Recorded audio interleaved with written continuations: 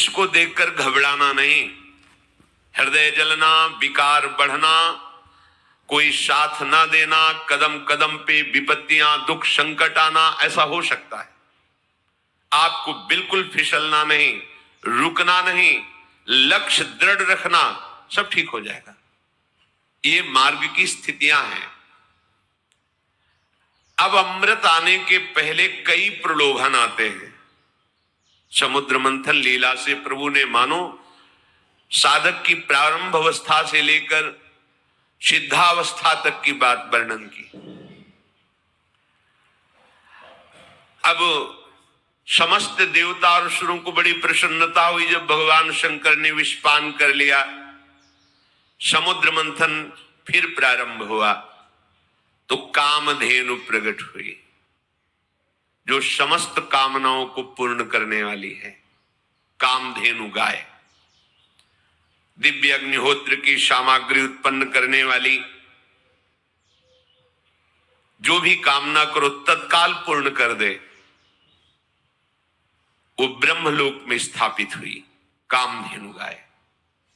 विचार कीजिए, अब आपके अंदर जो साधना में चले हो तो जो छुपी हुई कामनाएं हैं वो पूर्ण होती नजर आएंगी। आपने सोचा काम हो गया, आपको आनंद आने लगा, ओ मैं जो सोचता हूं वही हो गया। खतरा, खतरा स्वीकार मत करना, इस वृत्ति को स्वीकार मत करना। संतों ने प्रभु से प्रार्थना की, नाथ यदि मेरे अंदर कोई चाह हो तो कभी पूर्ण मत करना, उसे नष्ट कर देना। चाह नहीं, क्योंकि चाह होगी जगत की। बहुत धोखा है यदि आप इस जगत की किसी उन्नति को अपनी उन्नति मान लिए। यह अध्यात्म मार्ग है। आप एक मकान चाहते हैं, बड़े बड़े महल, ऐसे परकोटे, ऐसी ऐसी शक्तियों से सुरक्षित। देखो ना, भौमासुर का चरित्र पढ़ के देखो, 7 प्रकार की खाइयां, जहरीली गैस, बिजली, क्या क्या सुरक्षा काल भगवान ने मिट्टी में मिला दिया। न वो परकोटे बचे, न वो महल बचे, न वो महलों में रहने वाले बचे, केवल उनका इतिहास में नाम लिखा हुआ है। जगत की उन्नति की बात जब हमें सत्य लगने लगती है तो हमारा पूरा जीवन पार्थिव भोगों में चला जाता है। अध्यात्म मार्ग को हम जान ही नहीं पाते कि हमारा शरीर छूटेगा तो हमारी गति क्या होगी। सब जीने की व्यवस्था में पूरी आयु व्यतीत कर देते हैं, लेकिन आयु पूरी होने के बाद क्या व्यवस्था है उसके विषय में सोचते ही नहीं। अध्यात्म वर्तमान को और भविष्य को, दोनों को महामंगलमय बनाता है। साधक की जब साधना अहंकार रहित होने लगती है, अर्थात विष का शमन होने लगता है, तो उसके अंदर दिव्यता आती है। वो जो पदार्थ सोचता है वही मिल जाएगा, व्यक्ति वस्तु का संयोग वही हो जाएगा। जैसा सोचता है वैसा ही होना प्रारंभ हो गया। ये कोई सिद्धि नहीं है, ये कोई लक्ष्य नहीं है, ये लक्ष्य से गिराने वाला है। अगर यहीं रुक गए तो अमृत पद पर नहीं पहुंच पाए अभी। इसीलिए वो कहां स्थापित की गई? ब्रह्मलोक में। अर्थात समस्त कामनाएं ब्रह्म में समर्पित कर दो, प्रभु के चरणों में समर्पित कर दो। मुझे कामनाओं की पूर्ति नहीं, मुझे आप चाहिए। और आप मिल गए तो कौन सी कामना बकाया रह गई। बहुत सावधान। कुछ साधक अपनी इसमें बड़ाई समझते हैं, मैं जो सोचता हूं वही हो जाता है। ये बड़ाई नहीं, धोखा है तुम्हारे साथ। तुम अपने साथ धोखा कर रहे हो, अपने भजन को खर्च कर रहे हो जो भगवत प्राप्ति के लिए, और ये करते करते तुम्हारा उत्साह नष्ट हो जाएगा। तुम सत्य संकल्प कर ही नहीं पाओगे भगवत प्राप्ति का। इसलिए कामनाओं की पूर्ति पे जलन होनी चाहिए। तुम्हारी इच्छा हुई तत्काल कामना की पूर्ति नजर आ रही तो तुम्हें भयभीत हो जाना चाहिए। प्रभु क्या आप देख नहीं रहे हो? नाथ, एक कामनाओं की पूर्ति रूपी वृत्ति हमें परमार्थ से हटा देगी। ऐसा कभी नहीं होना चाहिए। राबिया जी नाम की भक्ता थी, उन्होंने प्रभु से कहा, यदि मेरे हृदय में कभी सुख की चाह हो तो महान दुख देना, अगर स्वर्ग की चाह हो तो घोर नरक भेज देना। प्रभु मेरे हृदय की चाह कभी पूर्ण मत करना। भर्तरी जी ने भगवान शंकर जब प्रकट हुए तो कहा, हे देवाधिदेव, मुझे कभी सम्मान से भिक्षा भी ना मिले। क्या ये चाह रहे हैं महापुरुष? अब माया का ये नाटक अब हमें नहीं चाहिए। ये प्रणाम नमस्कार प्रतिष्ठा महल घाती घोड़े वस्तु पदार्थ सब केवल पर्दे के हैं, पर्दे के। मान लीजिए जैसे आप फिल्म देखते हैं, पर्दे के, सही नहीं है, यहाँ कुछ सही नहीं है, सब धोखा है। सही है तो एकमात्र सच्चिदानंद भगवान मान लीजिए, नहीं अंतिम में हाथ कुछ नहीं आने वाला, कुछ भी करके देख लो, काल के एक झटके में सब मिट्टी में मिल जाता है। जिसे हम देख रहे हैं कि हाँ हमारी बहुत उन्नति है, बहुत सुख है, बहुत साम्राज्य है, वो एक क्षण का अच्छा स्वप्न है, जगोगे कुछ नहीं है। जब कामधेनु प्रकट हुई तो उसे ब्रह्मलोक में स्थापित किया गया। उसके बाद उच्चैश्रवा घोड़ा प्रकट हुआ, जो असुरों ने लेना स्वीकार किया, तो असुराधिपति को उच्चैश्रवा मिला। कोई पद नहीं स्वीकार करना,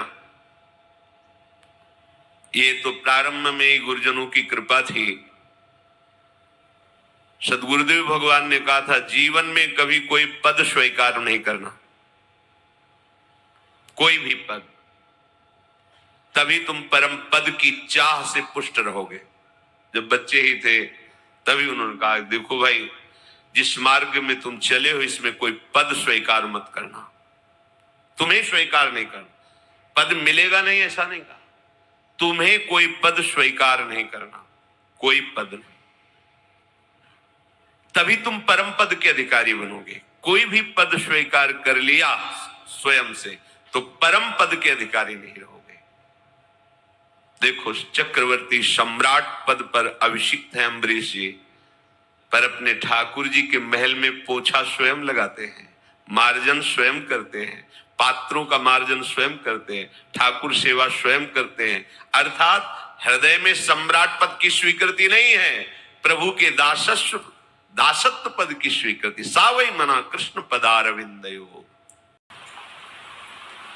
ये कोई भी पद अमुक अमुक अमुक ये पद स्वीकार बाहर से प्रभु देते हैं, बड़े बड़े महापुरुष पदों में विराजमान, स्वीकृति नहीं हृदय में। हृदय में ब्रह्म स्थिति, भगवत दासत्व, यही भाव, बाहर की किसी पद प्रतिष्ठा की स्वीकृति नहीं।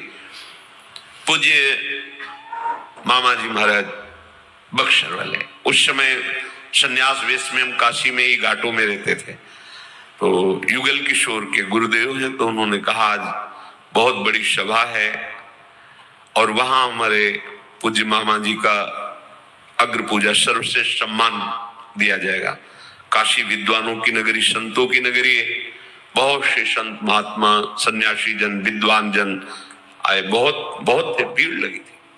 मामा जी को जो मंच बना था विराजमान करके अभिषेक किया गया, और जब मामा जी को कहा गया आप दो वचन बोलिए, निहाल कर दिया, आंखों में आंसू थे, और उन्होंने कहा जैसे मां अपने पुत्र को सजा करके गोद में बैठा कर दुलार करती है, ऐसे आप सब काशीवासी महापुरुष जन मुझ अधम को जो पुत्रवत दुलार कर रहे हैं, इससे मुझे पता चल गया कि मेरे प्रभु मुझे अपने चरणों में स्वीकार किए हुए हैं।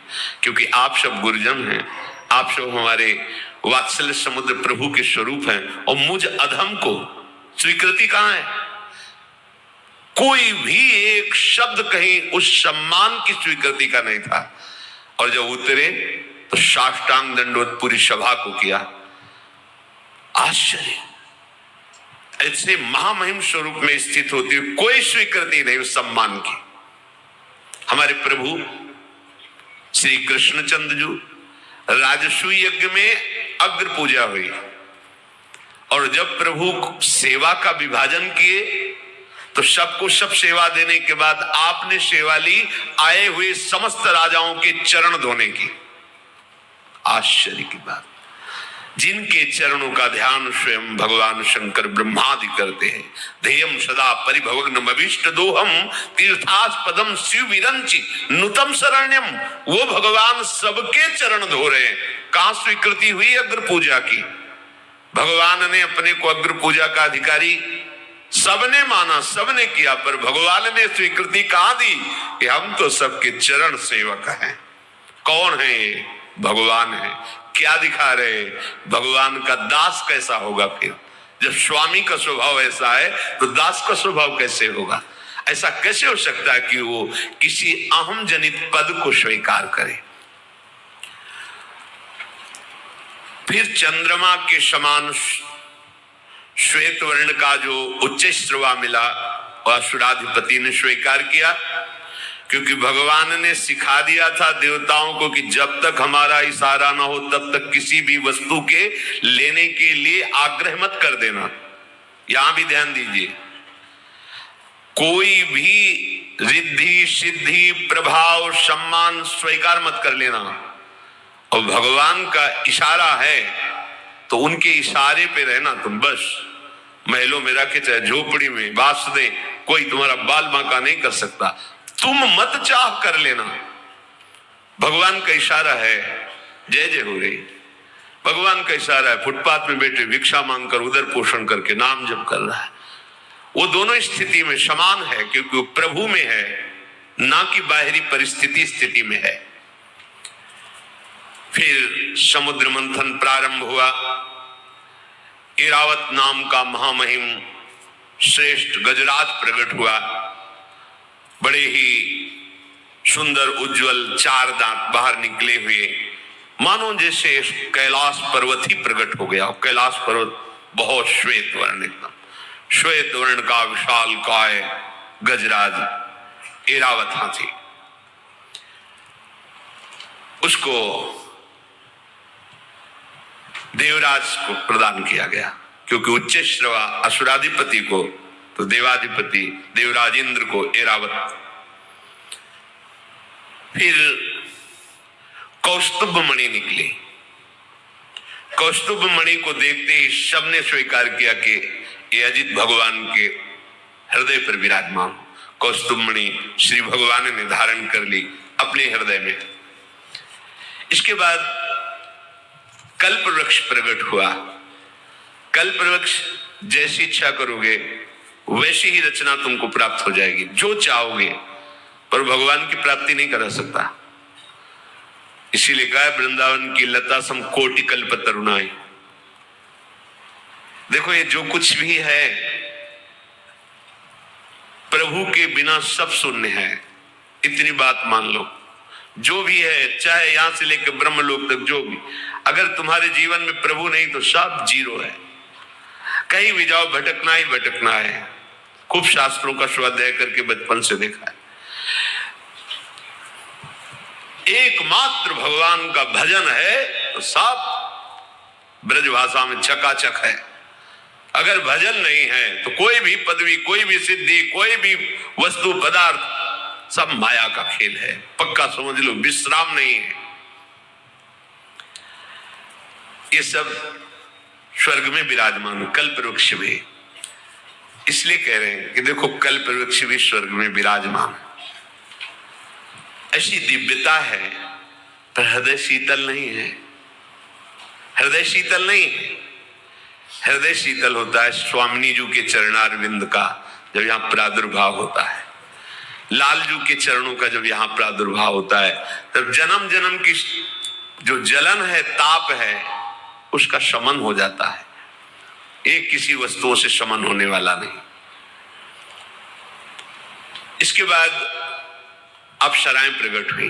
प्रधान अप्सरा रंभा देवताओं की सभा में। इसके बाद मूर्तिमान महातेजस स्वरूप समुद्र मंथन से लक्ष्मी देवी का प्रादुर्भाव हुआ। बिजली की सी कांति जगमगा रही थी अंगों में।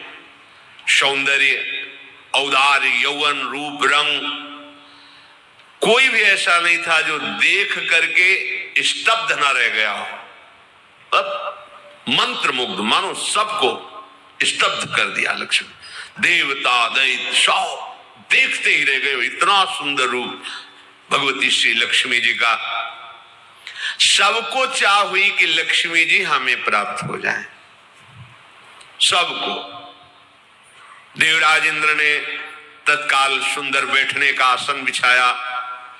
मूर्तिमान नदियों ने अभिषेक किया। गंधर्वों ने मंगल गान प्रारंभ किया, अप्सराएं नृत्य करने लगी, मृदंग, डमरू, ढोल, नगारे, नरसिंगे, शंख, वेणु, वीणा ये वाद्य बजने लगे। भगवती लक्ष्मी जी मंद मुस्कुराती हुई हाथ में कमल लिए हुए, जो समुद्र मंथन से प्रकट हुई थी, देवराज इंद्र के द्वारा दिए हुए सिंहासन पर विराजमान हुई। ब्राह्मण वेद मंत्रों का पाठ करते हुए दिग्गजों ने कलशों से जल से अभिषेक किया। समुद्र ने प्रकट होकर हाथ जोड़ करके रेशमी वस्त्र प्रदान किया। वरुण देव ने नमस्कार करते हुए वैजंती माला प्रदान की। विश्वकर्मा ने भांति भांति के गहने, सरस्वती जी ने प्रकट होकर मोतियों का हार, ब्रह्मा जी ने कमल और 2 दिव्य कुंडल समर्पित किए। जब ब्राह्मणों ने स्वस्त्यन पाठ कर लिया तो अपने कमल को घुमाते हुए वरण करने के लिए लक्ष्मी जी निकली। कौन मुझे वरण करेगा? जिसकी तरफ देखती लक्ष्मी जी तो सबके हृदय में था कि लक्ष्मी जी मुझे ही वरण करें।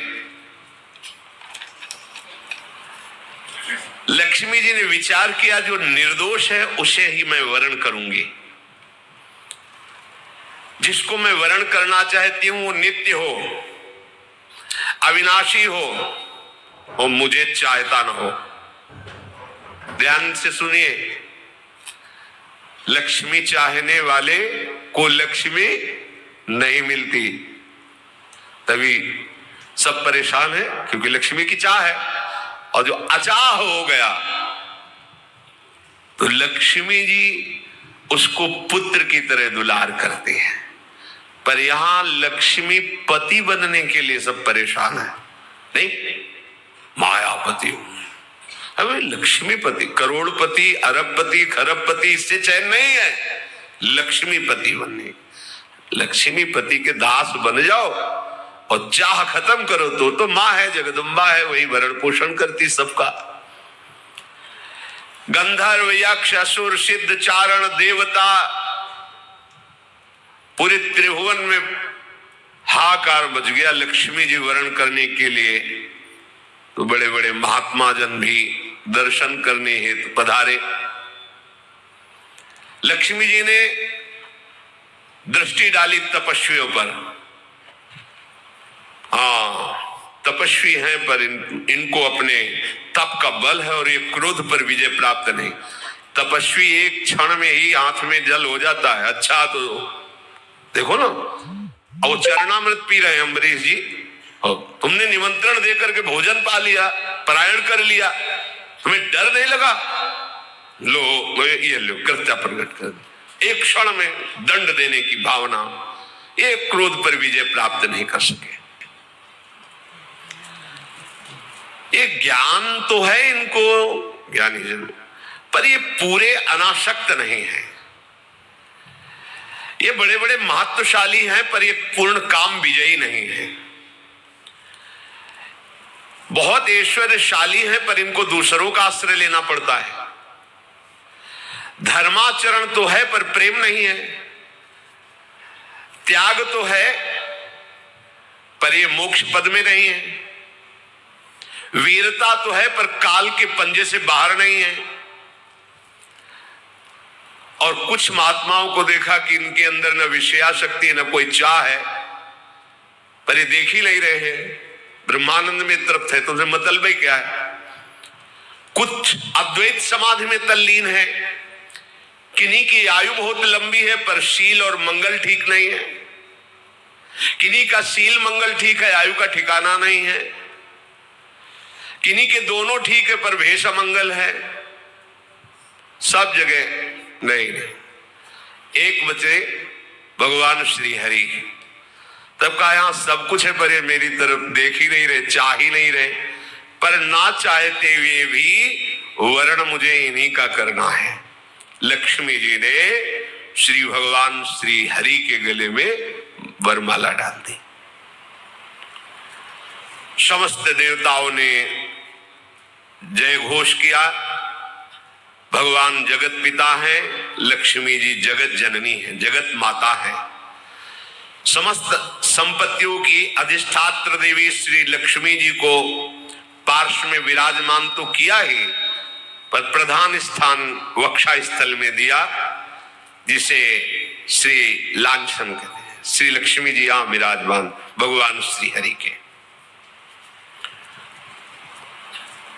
शंख तुरही मृदंग आदि बाजे बजने लगे, जय घोष होने लगे। मंत्रों के द्वारा बड़े बड़े ब्रह्म ऋषियों ने भगवान की स्तुति की। अब लक्ष्मी जी ने जब नारायण श्री हरि का वर्ण किया तो असुर जन निराश हो गए। भगवान ने कहा निराश नहीं होना चाहिए। देखो, जब तक लक्ष्य की प्राप्ति न हो तो आशा बीच में नहीं रोकनी चाहिए। आशा लक्ष्य पर रखो। आशा से दास्यम वृषभानुजायास। बीच में किसी बात पे आशा खंडित नहीं होनी चाहिए। एकमात्र जो आशा की भगवत मिलन की, वहां तक हमें हर स्थिति में पहुंचना है। फिर उत्साह बढ़ाया तो बहुत ही सुंदर आकर्षणकारी नवयुवती स्वरूप में वारुणी देवी प्रकट हुई। असुरों ने कहा आप किसी की बात नहीं चलेगी, इनको हम स्वीकार करेंगे। भगवान ने देवताओं को आप ले लीजिए। वारुणी देवी वो दैत्यों ने स्वीकार किया। समझ रहे? फिर महाराज बहुत जोर से समुद्र मंथन प्रारंभ हुआ।